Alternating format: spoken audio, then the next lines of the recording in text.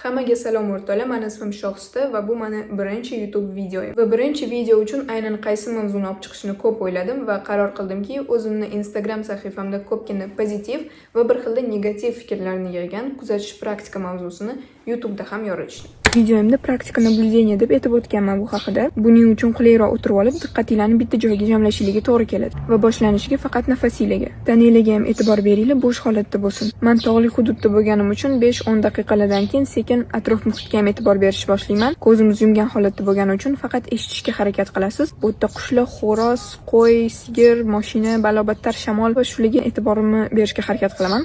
Xuddi bir hech qachon eshitmagandek, lekin mayli. 20 daqiqa yoki yarim soat xuddi shunaqa tempda ketadi. Tak prikol в чем deydigan bo'lsanglar, prikol в том, что xayolinglarni bitta joyga jamlamoqchi bo'lganingizda har xil fikr, xayollar sizlarni bo'lishga harakat qiladi. Va shu payt diqqatinglarni bo'layotgan narsaga sizlar ket demanglar. U qanday tez paydo bo'lib qolgan bo'lsa, miyanglarda shunday chiqib ketadi. Va shu yarim soat ichida sizlar miyanglardagi bor bespорядкni shunchaki kuzatasizlar. Buni kundan kunga praktika qilsanglar, fikringizni jamlash osonroq bo'ladi. Bu videoda biz izohlarni tahlil qilmaymiz, balki praktika nima uchun kerak, qay tarzda bajariladi va qanaqa foyda olib kelishi mumkinligi haqida gaplashamiz. Hozirgi zamon juda shovqinli zamon va deyarli har bir harakatimizni fonida qanaqadir ovoz yoki shovqin bor. Misol uchun yo'lda ketayotganda yo muzika, yo leksiya eshitamiz. Sport mashg'uloti bilan shug'ullanayotganda ham qulog'imizda naushnik bo'ladi. Odamlar bilan suhbat quramiz, bo'sh qolganda esa ijtimoiy tarmoqlarda vaqt o'tkazamiz. O'zimizning xayollarimiz, fikrlarimiz, o'ylarimiz esa shunchaki ovozi o'chirilgan. Yo'q, men dumkada yurishim mumkin deyishingiz mumkin, lekin dumkada yurish bilan bu praktikaning juda katta farqi bor. Qay tarzda amalga oshiriladi? Birinchisi va eng muhimi qulayroq o'tirib olish. Ya'ni sizni o'tirgan holatingiz shunaqangi darajada qulay bo'lishi kerakki, 20-30 daqiqa holatni o'zgartirmasdan, qimirlamasdan o'tirib berishingiz kerak. Ya'ni 10 daqiqa o'tirib qolgan 10 daqiqa yotib olaman emas, balki bitta pozada. Butun bir praktikani yotib bajarsanglar bo'ladi ham derdim, lekin odam uxlab qolishi mumkin. Lekin o'zingizga javob bera olsanglar, пожалуйста. Вот так вот. Qulayroq o'tirdik va ortiqcha narsalarni olib tashladik. Endi boshlaymiz. Butun bir 20-30 daqiqalik praktikaning ichida sizni diqqatingiz faqat bir narsaga jamlanishi kerak. Bu esa nafasga. Qay tarzda nafasingizda diqqatingizni ushlab turishingiz sizga bog'liq. Ba'zilar nafas olish texnikasini qo'llaydi, ya'ni nafas oladi 4 soniya, nafas ushlab turadi 4 soniya va nafas chiqaradi 4 soniyada.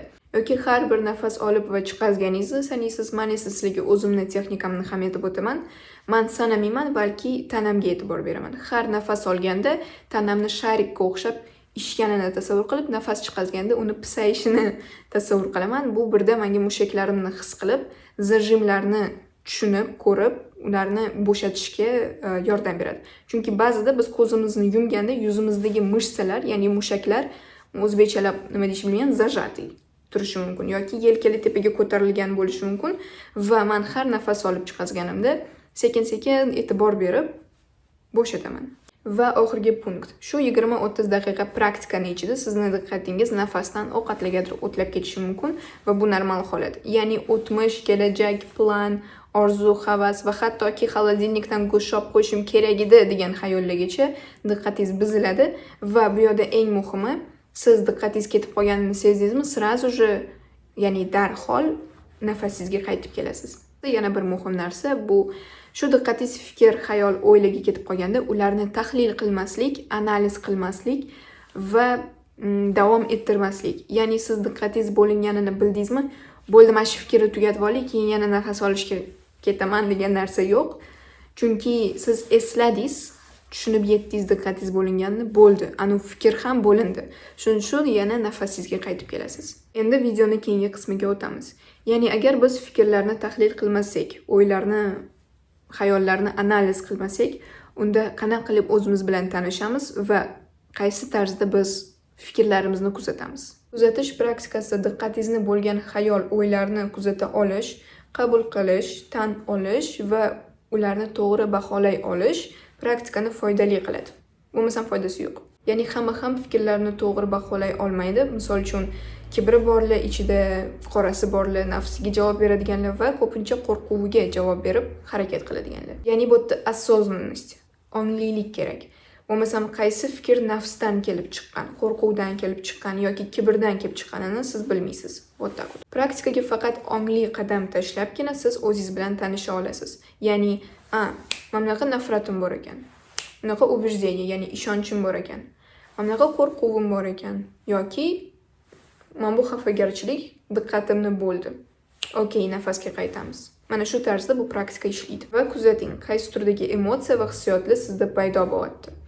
Eng muhimi praktikadan bittada rezultat kutmaslik. Bu oylab, yillab qilinadigan praktika va siz bora-bora diqqatingizni bo'linmaslikkacha olib kelishingiz kerak. Bu praktika sizni nafrat, убеждение, ishonchlaringizni birdaniga to'g'irlab qo'ymaydi, balki bu shu narsalarni to'g'irlash uchun, tushunib yetish uchun birinchi qadam hisoblanadi. Siz o'rganasiz o'zingizni fikr, xayol, ishonch, hissiyotlar va emotsiyalardan ajratishni.